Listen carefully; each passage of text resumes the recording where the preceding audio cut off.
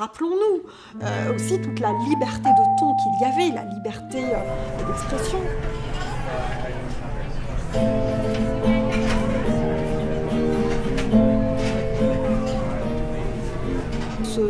Ce manifeste de Voltaire pour la tolérance, les grands discours de Condorcet pour la culture, Diderot avec son amour des sciences et des connaissances et surtout sa volonté de transmettre aux couches populaires. Qu'est-ce l'expérience des encyclopédies, sinon cet entêtement à vouloir élever le maximum de gens possible à la connaissance et à la culture. Donc voilà ce qu'ils nous ont apporté. Et moi, c'est ce que je prends. Je prends les bons côtés. Je vois les bons côtés, je prends les bons côtés, je me dis comment est-ce que ces côtés-là peuvent me servir dans ma vie de tous les jours.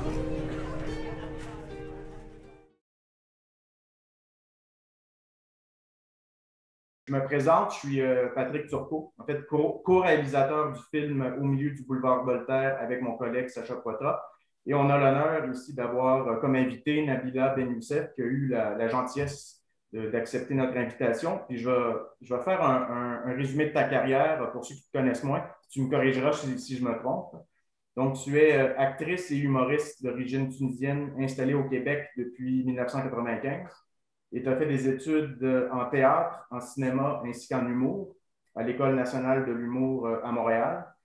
Et tu t'es fait connaître à travers la francophonie, surtout pour tes one-woman shows. Je vais en nommer quelques-uns, dont Arabe et cochonne bio, Drôlement libre et Islamophobe malgré moi, ainsi que dans diverses séries et émissions comme Les Beaux Malaises et 30 vies. Et tu as été aussi la marraine du 29e Festival de films Vue d'Afrique. Et finalement, on te connaît aussi pour ton engagement social et tes prises de position contre le fanatisme et l'intégrisme religieux et pour ta défense des valeurs laïques et humanistes, démarche qui est bien sûr reflétée dans tes spectacles. Nabila, merci d'être avec nous. Merci à vous. Donc, en fait, j'avais une question pour toi. Un des thèmes de notre film, c'est la conciliation de la foi personnelle avec un espace public neutre où la spiritualité est vécue dans le privé. Et tu avais participé, toi, à un reportage en 2005 de Télé-Québec avec l'anthropologue Malek Chebel, qui est décédé malheureusement aujourd'hui. Oui. Et lui, il disait que c'est un intellectuel algérien d'origine, et lui disait que le Coran et les imams... C'est un Français, et les Français, c'est-à-dire il vivait en France. Quoi. Il vivait en France, c'est ça. D'origine. Mais il est né en Algérie, oui, d'origine algérienne. Naturalisé français. Hein. Oui. Et lui disait que le Coran et les imams doivent gérer le rapport de l'humain à Dieu de façon verticale et non les rapports sociaux des hommes entre eux dans la cité de manière horizontale. Toi, tu étais d'accord avec ce point et je pense que tu l'es toujours, mais ma question, c'est celle-ci. Penses-tu que cela est encore possible de vivre sa religion de manière personnelle et spirituelle sans en faire un enjeu politique finalement? Est-il possible dans le monde musulman ou d'une façon générale? Dans le monde musulman, surtout parce que lui, il parlait surtout de la communauté musulmane et de la foi, disons, islamique. Mais moi, je crois que la plupart du monde, par exemple, je viens d'une famille qui sont des musulmans. Moi, je viens de mon pays, la Tunisie, c'est 99,9% de musulmans en Tunisie. Et puis, donc, ma famille, ils sont tous des musulmans pratiquants, croyants pratiquants, mais ils sont ouverts, c'est-à-dire ils ont toujours pratiqué la religion en privé, que ce soit mon père, ma mère, mes sœurs, de tous ceux qui pratiquent, ma mère et mon père, quand ils font la prière, ils s'enferment dans leur chambre pour faire la prière, pour ne pas déranger personne et pour ne pas être dérangés et pour rentrer en contact avec leur Seigneur, leur Dieu en privé, pour être concentrés, parce que pour moi, la foi est dans le cœur. Et elle doit être pratiquée soit dans son cœur, dans un lieu de culte ou à la maison, tu vois. Donc, voilà. Et c'est pour cela que j'ai du respect pour mes parents, même si on ne s'entend pas sur plein de points, plein de sujets. On ne s'entend pas du tout. C'est-à-dire il y a un grand décalage entre ma façon de penser et celle de mon père ou ma mère ou même mes oncles, mes tantes et tout ça. Mais je les respecte parce qu'ils nous ont jamais obligés, ni moi ni mes sœurs, à pratiquer. Ils nous ont laissés libres malgré qu'ils sont quand même conservateurs. Depuis, ils sont d'une autre génération complètement. Mais pour nous, moi en tout cas, j'ai vécu dans une époque où la religion était vraiment du domaine du privé, du domaine, c'est-à-dire on ne parlait pas du tout de religion. On était rendu à un certain moment, on ne parlait plus de religion. Tout a changé à partir du 11 septembre, Ouais, complètement. comme tu dis, les islamistes ont fait de la spiritualité personnelle un Oui, enjeu politique, oui. en fait. Donc que ce soit mes parents ou ma famille ou la majorité de la population, à mon avis, que ce soit en Tunisie ou dans d'autres pays musulmans, c'est du privé, la religion. Ouais. C'est une toute petite minorité qui sont trop rigides ou alors intégristes ou alors, en tout cas, ça a toujours été le cas. Voilà. Parfait, c'est ça. Mais donc toi, tu respectes beaucoup le côté méditatif, personnel et spirituel. Oui, pour moi, tout ce qui est croyance, c'est du privé. Pour moi, c'est de la spiritualité. Ça ne doit pas dépasser toi, c'est-à-dire ton lieu, ton espace privé.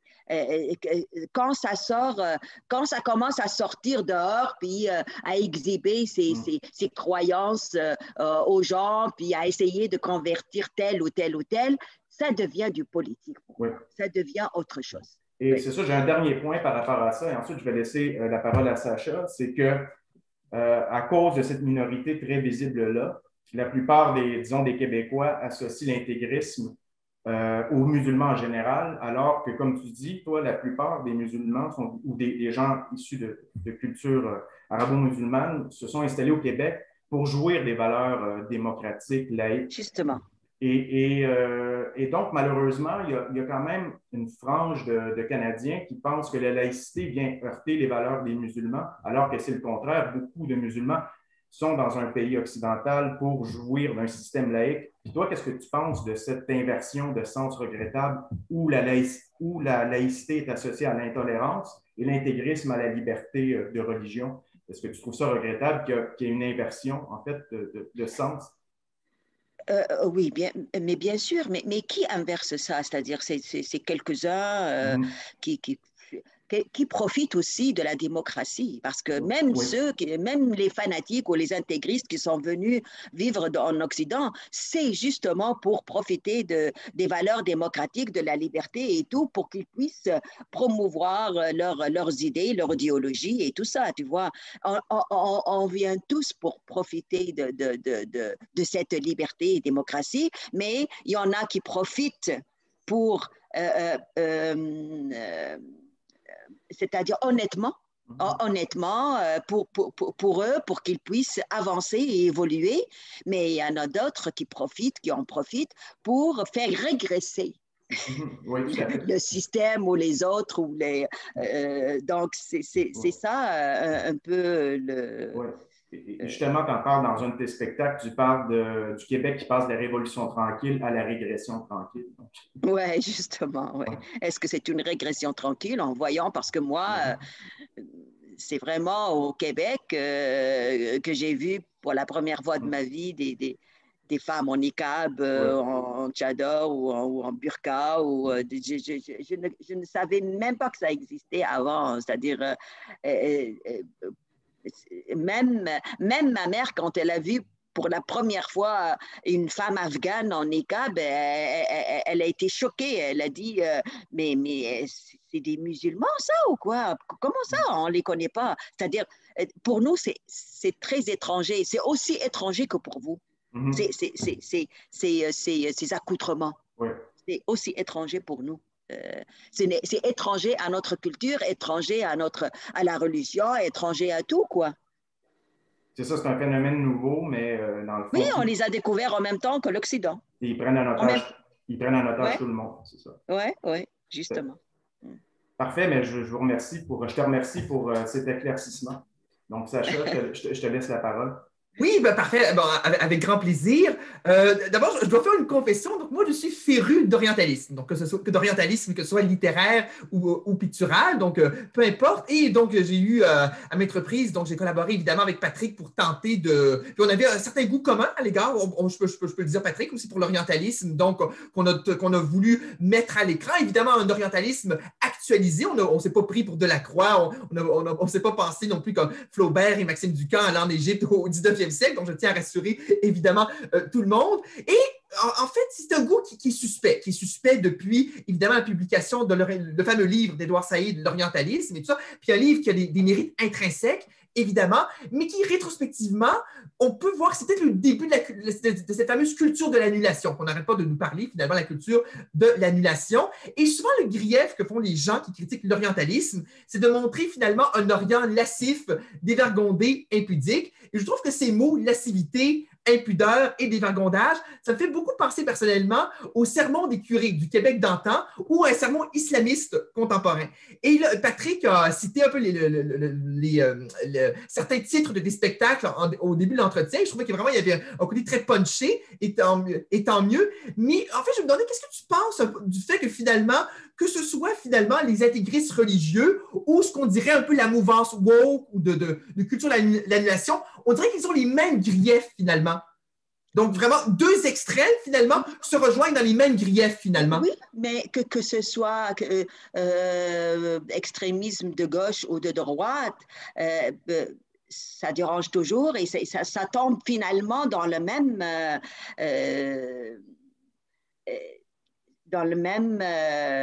en tout cas, pour moi, ça se rejoint. Ils se rejoignent. Oui, c'est vrai. Oui, ils se rejoignent parce que... Mais je suis contre tout ce qui est extrémisme, tout ce qui est extrémiste, tout ce qui est... Parce que ça nous... ça tombe toujours dans l'intégrisme, qu'il soit, pour moi, en tout cas, c'est du fanatisme, qu'il soit de gauche ou de droite, c'est du fanatisme parce que ces gens-là, ils pensent qu'ils possèdent la vérité. C'est ça le problème. Ouais. Tout ce qui est... C'est quoi être extrémiste? C'est qu'il possède que c'est lui qui a la vérité et que tous les autres sont fautifs, c'est-à-dire s'éloignent de la réalité, s'éloignent de la vérité, s'éloignent de... et c'est eux qui la possèdent, la vérité. Et c'est la dictature pour moi. C'est la dictature de la pensée. Oui. Être extrémiste.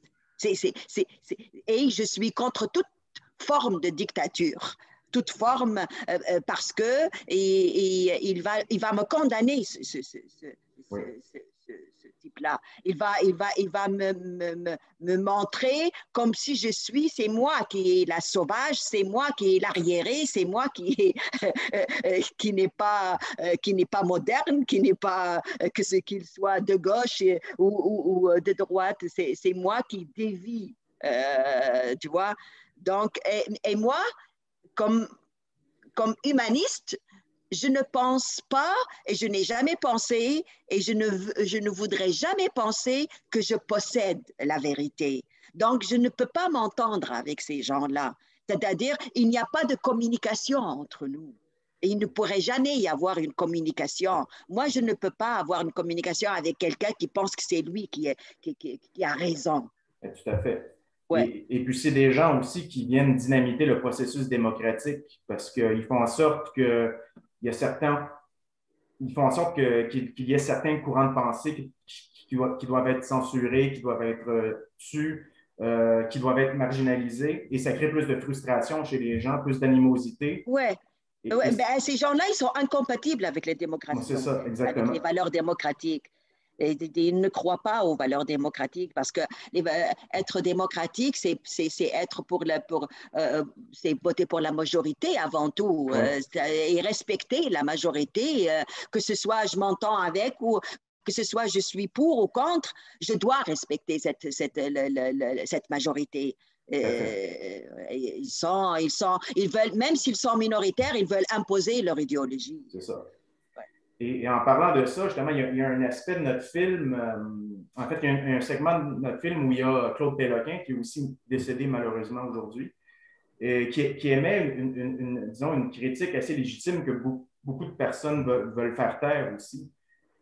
Lui, il disait que, en fait, les Québécois ont décidé il y a longtemps de séparer le politique et le religieux en ce qui attrayait à la domination de l'Église catholique. Donc, majoritairement, ils étaient d'accord pour expulser l'Église catholique de la sphère publique, de l'école, du gouvernement. Mais parallèlement, beaucoup de Québécois sont mal à l'aise à critiquer le retour du religieux venant des nouveaux arrivants dans la sphère publique. Et là, tout d'un coup, tout le combat pour la laïcité ne compte plus quand c'est en lien avec des gens de d'autres cultures. Toi, qu'est-ce que tu penses de ça, en fait? Moi, quand j'ai vu un procès contre contre la loi 21, j'ai dit, mais est-ce que je rêve?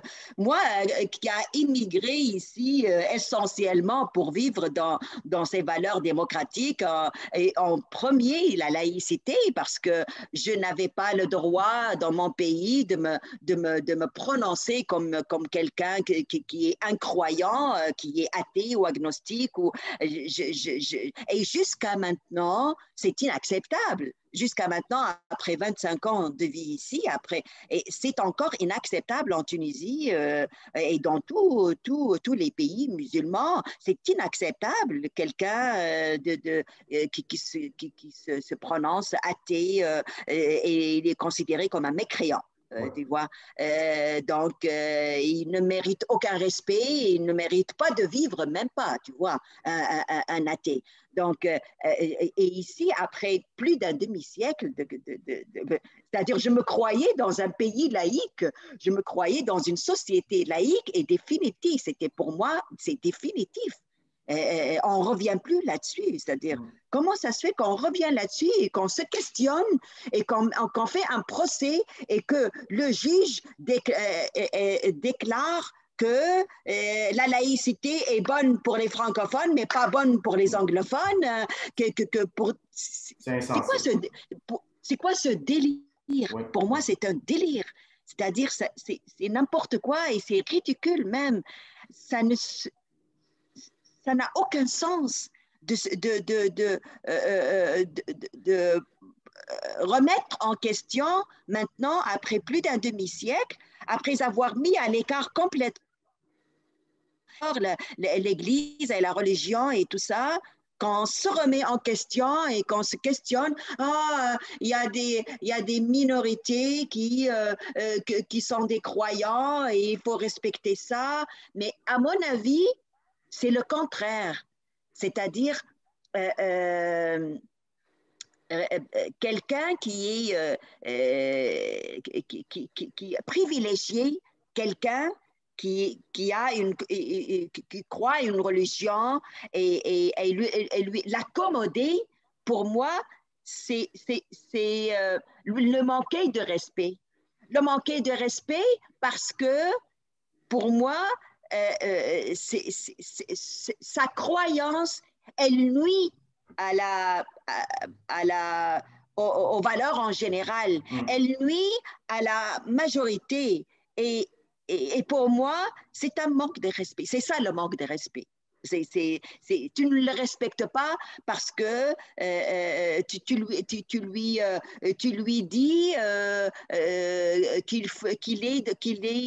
au lieu de l'éclairer, lui éclairer l'esprit, au lieu de lui dire que c'est à lui de respecter les valeurs du pays, tu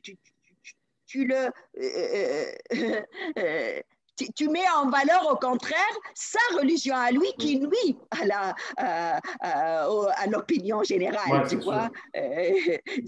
Donc, pour moi, c'est ça le manque de respect. Moi, je ne veux pas qu'on me privilégie, tu vois. Je ne veux pas, je veux être en égalité.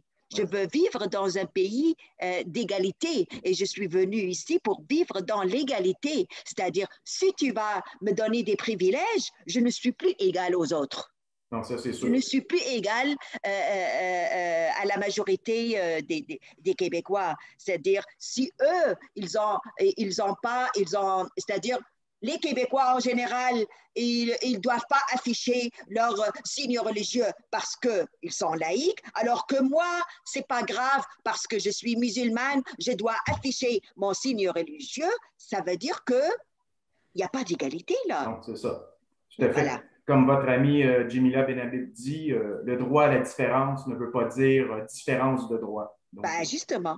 C'est pas Jamila Benhabib qui a dit ça, c'est Yolande Gueda. Ah, moi j'avais vu ça dans son livre Les soldats d'Allah. Je pensais que ça venait d'elle. OK. Parce que en tout cas, j'ai entendu à moins ça. que ce soit une citation connue que tout le monde reprend. Bon, en tout cas, oui. Ben, c'est Yolande Gueda qui l'a dit dans le procès devant. Okay. Voilà, je me rappelle. Voilà. Excellent, merci. Donc, Sacha. Oui, très bien. En fait, je vais commencer par un souvenir de cinéphilie. Et vraiment, moi, le plus beau court-métrage que j'ai vu, donc un court-métrage tunisien. Malheureusement, je ne me rappelle plus du titre et j'ai essayé de trouver le nom sur Internet, mais je raconte brièvement l'histoire. En fait, c'est une jeune femme qui est en couple avec un homme et elle décide, comme cadeau, entre guillemets, de se faire une hyménoplastie, finalement. Donc, mais ils ont déjà eu des rapports entre eux. Donc, c'est pas... Une hyménoplastie sur refaire l'hymen. OK. C'est ça. Mais je tiens, par rapport à préciser l'histoire, ils ont déjà eu des rapports. Donc, il y a déjà eu des rapports. Donc, elle se fait refaire l'hymen. Et là, donc, elle annonce à son compagnon. Et son compagnon est vraiment tombe dans une grande colère.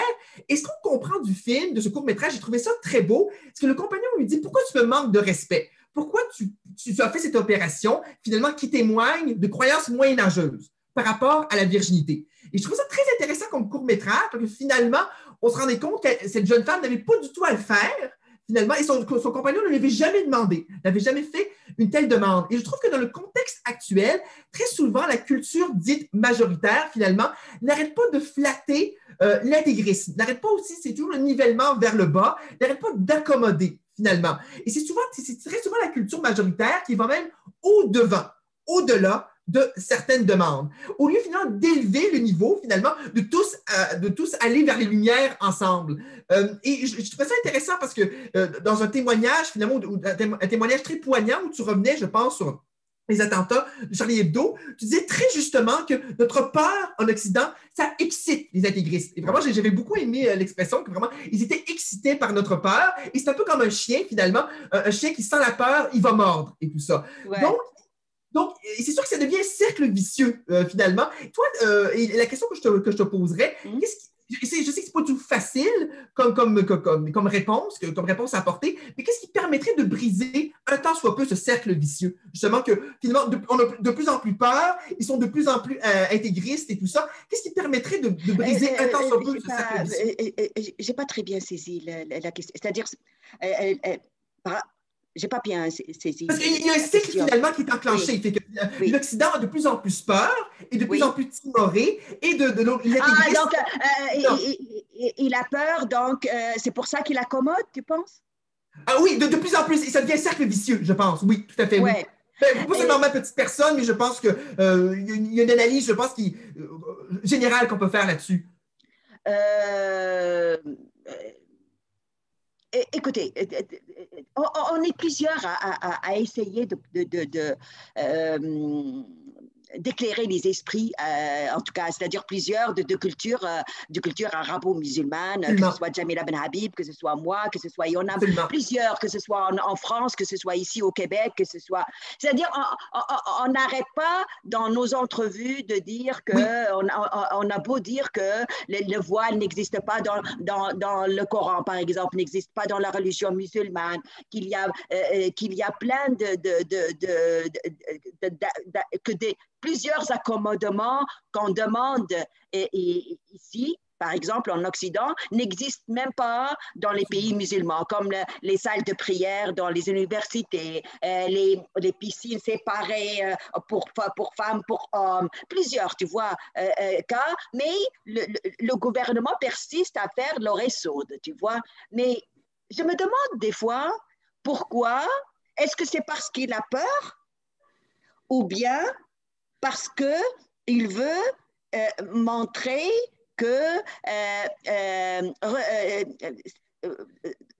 aux gens que les musulmans sont des gens un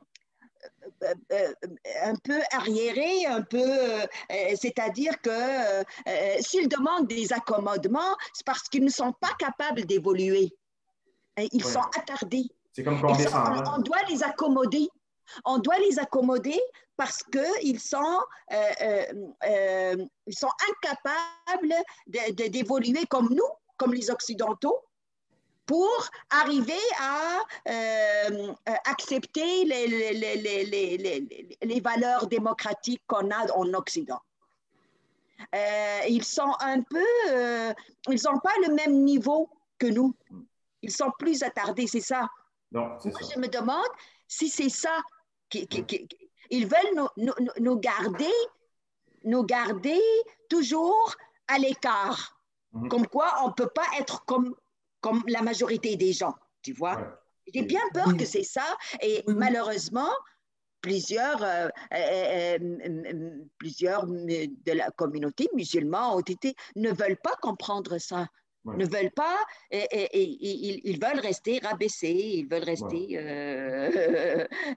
ils veulent rester à l'écart, ils veulent rester dans leur ghetto, dans leur, ils ne comprennent pas ça. C'est extrême. Juste Patrick, je me permets parce que je voudrais enchaîner parce que ça fait vraiment penser à un extrait, en fait, une scène du Voyage en Orient de Gérard de Nerval, donc livre où il raconte ses pérégrinations en Orient. Donc, il se trouve en Égypte et finalement, il y a une jeune femme là qui finalement veut essayer autre chose. Elle veut s'habiller à l'occidental, mais ce qui est très intéressant, c'est que à la fois la domestique de Gérard de Nerval, qui est d'origine égyptienne musulmane, lui dit non, ce n'est pas ta culture, et Gérard de Nerval lui-même lui dit non, ce n'est pas ta culture. Et pourtant, cette jeune femme veut essayer autre chose, veut entre guillemets s'occidentaliser. Et je trouve que ce que tu dis est vraiment en lien avec cette scène d'un livre qui est écrit quand même il y a pas mal de temps quand même. Mais je trouve qu'on est dans les mêmes problématiques, je trouve, au bout du compte. Oui. Parce que moi, je la pose la question d'ailleurs, comment voulez-vous parce qu'on n'arrête pas de dire aux immigrants, il faut que vous intégrez, il faut que vous adaptez. Comment voulez-vous qu'ils s'intègrent si on les laisse vivre exactement comme là d'où ils viennent? Ça crée une confusion. Ben oui, il faut, si tu les accommodes, si tu continues à les accommoder et à les laisser vivre avec leurs traditions et tout ça, parce qu'on arrive ici, il y en a qui arrivent ici avec des valises de traditions, des valises de coutumes, de traditions, et moi je dis qu'ils ne les déclarent même pas à la douane, tu vois. Non, c'est ça. Et il faut quand même les aider. Oui. Il faut nous aider à faire notre révolution tranquille, nous autres aussi, tu vois. Si tu nous accommodes, on ne peut pas la faire, cette révolution. On ne peut pas faire un effort pour évoluer. Parce que si on se trouve dans la facilité, c'est-à-dire, tu me permets tout. Tu me permets de vivre à la fois avec toutes mes traditions, tout en vivant dans un pays démocratique, tu vois. Ça colle pas, ça marche pas. Mais comme tu disais, cette confusion va persister si le Québec se remet toujours en question, si le Québec ne s'affirme plus, si le Québec est toujours en crise existentielle, bien, ça alimente la confusion qui sert aussi à l'intégrisme religieux. Oui, bien sûr. Ben, en tout cas, ça ne nous aide pas. Ça ne nous aide pas moi-même, ça ne m'aide pas que le gouvernement accommode les musulmans parce que ça nous empêche de les faire évoluer. Parce que nous, pourquoi on parle, Jamila, moi et des autres, pourquoi on nous dit qu'il ne faut pas les critiquer, c'est interdit, c'est islamophobe. On me traite d'islamophobe et on traite Jamila d'islamophobe parce qu'on critique les musulmans. Mais on les critique parce qu'on veut les faire avancer, on veut les faire évoluer, on veut les faire... je veux que les gens de ma culture évoluent et avancent comme tout le monde. Parce que, oui, sinon, si tu ne m'aides pas à les faire évoluer, on va rester attardé toute l'éternité, quoi. Et c'est aussi la démarche de notre film, aussi en espérant que ça fasse évoluer certains questionnements aussi. Ben oui, et c'est pour cela que je participe à votre discussion parce que je trouve, j'encourage chaque projet qui éclaire les esprits. C'est un projet qui peut faire éclairer les esprits, et j'encourage chaque projet là-dessus, quoi. On vous remercie beaucoup, Nabila. Juste pour vous dire, là, il reste à peu près 4 minutes 50 là, avant la fin de l'entretien parce qu'il y a une limite de temps Zoom, mais moi, j'ai fini mes questions. Je ne sais pas si toi, Sacha... Moi, j'aurais derrière une dernière petite, si tu te permets, Patrick. Oui. En fait, ça serait en fait, Patrick et moi, dans le cadre de ce film, on a voulu rendre un hommage à l'Orient méditerranéen. Et en fait, j'ai vu comme bien d'autres d'ailleurs, j'ai vu ton numéro, le point G arabe, finalement. Je trouve un numéro très complexe, très, très intéressant, où finalement, tu montres le côté épicurien de la culture de l'Orient méditerranéen. Et je trouve que tu es une merveilleuse ambassadrice de cet aspect épicurien, joie de vivre de cette culture. Et tu peux peut-être juste nous en dire quelques mots, si tu permets, Nabila, de ce côté épicurien de ta culture. Écoute, moi, comme artiste, j'ai envie de montrer le côté positif des cultures. Et c'est sûr qu'il y a des côtés positifs de ma culture. Et j'ai envie de dire aux gens qu'on n'est pas tous des attardés, c'est-à-dire montrer qu'il y a des gens qui viennent de ma culture,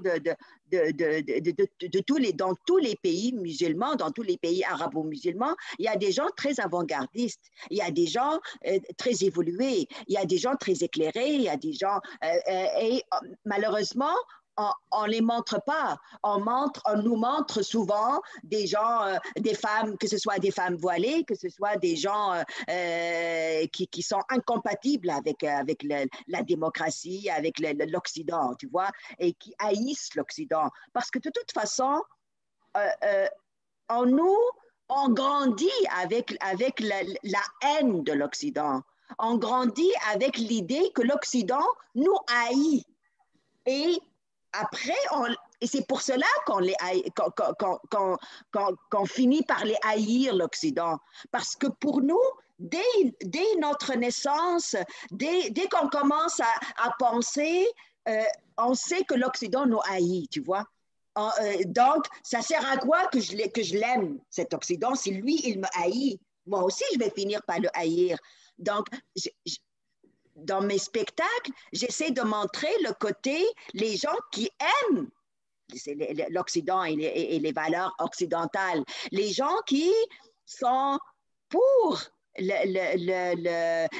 l'évolution, qui sont pour la laïcité, pour l'égalité homme-femme, pour l'amour, oui, pour la liberté. Alors, j'ai trouvé cette idée de point G que c'est sûr que on exagère dans l'humour pour que ça soit drôle. C'est-à-dire, quand j'ai trouvé le point G, je dis, vous voyez, on a découvert le point G avant l'Occident. Oui, c'est vrai. Nous aussi, on est évolué. Nous aussi, on est avancé, tu vois. C'est sûr que c'est pas ça, c'est-à-dire le point G n'existe pas, c'est-à-dire c'est la lettre G, mais c'est drôle, c'est pour faire drôle, mais aussi pour montrer que nous aussi, on a des côtés qui sont plus évolué que l'Occident. Bien sûr. Donc, tu contribues vraiment à créer des ponts entre les cultures au lieu de contribuer à séparer les cultures. Je dois être, comme artiste, je dois être rassembleuse, Oui. je ne dois pas être divisée. Oui, Quoi. mais, tout à fait, mais ta démarche est très réussie. C'est pour ça qu'on t'a contacté vraiment. C'est vraiment pour Absolument. ta Tout à démarche fait. de rapprocher les différentes cultures. Ben, juste, on va finir là-dessus parce qu'il reste moins d'une minute, mais on te remercie beaucoup d'avoir participé à cet entretien. Merci beaucoup. Merci. C'était très éclairant et on te tient au courant, Nabila. Merci à vous. Au revoir. Merci, ciao. Au revoir, Ça merci. fait plaisir. Au revoir. Ciao. Merci. Merci. Au revoir. Bye. Au revoir.